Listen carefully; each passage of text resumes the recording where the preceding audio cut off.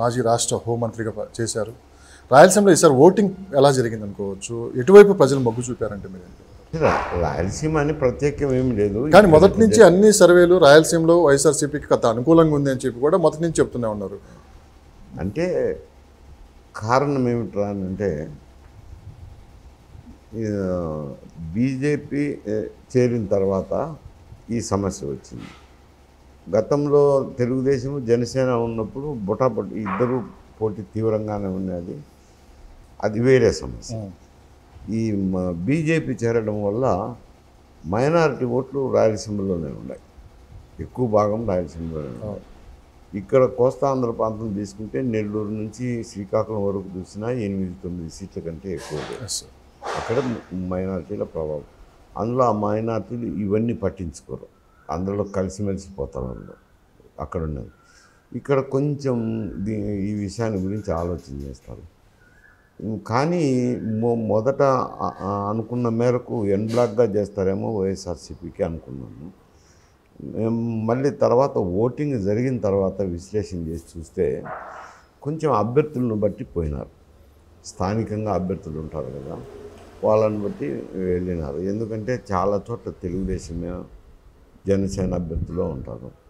ఏదో ఎక్కడో కమలం గుర్తున్న అభ్యర్థులు ఉండేటి కొన్ని ప్రాంతాల్లో రాజంపేట పార్లమెంట్ అయితేనేమి, జమ్మనంలో అసెంబ్లీ సెగ్మెంట్ అయితేనేమి ఒక తక్కువ సీట్లు ఉన్నాయి బీజేపీకి కమలం గుర్తునేది. అక్కడ మాత్రం జనరల్గా కొంచెం వ్యతిరేకంగా వేసినారు. కానీ మిగతా చోట్ల తెలుగుదేశం పార్టీ గుర్తుండే చోట అందరూ రకరకాలుగా వేసినారు. ఎన్ బ్లాక్గా వేయలే వైఎస్ఆర్సీపీకి. కొన్ని ఈ స్కీములు ఉన్నాయి కదా, ఏది 3 సిలిండర్లు అయితేనేమి, ఉచిత బస్సు ప్రయాణం అయితేనేమి, ఇటువంటి ముస్లిం మహిళలు కూడా కొంచెం మహిళలు అయితేనేమి కొంచెం ఆకర్షించబడినారు ఆ పథకాల వల్ల. తెలుగుదేశం అనే తల్లికి బీజేపీని చూసినంత చూడలేరు.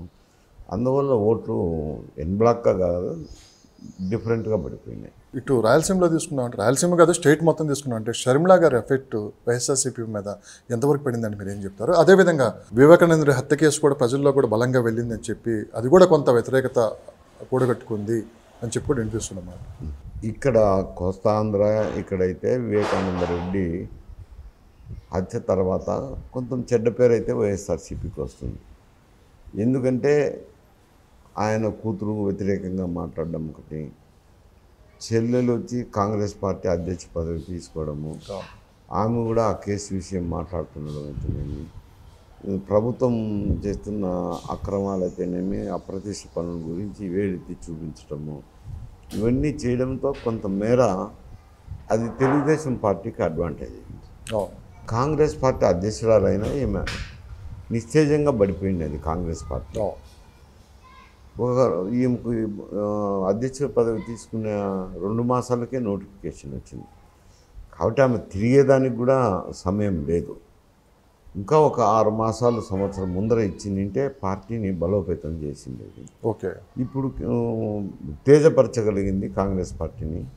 కింద నిద్రావస్థలో ఉన్న పార్టీని ఉత్తేజపరచ, ఒక సీటు కూడా రావచ్చు అని చెప్పి వినిపిస్తున్నమాట. అభ్యర్థులను నిలుపుకోగలిగినారు. 1-6 సీట్లు కూడా రావచ్చు.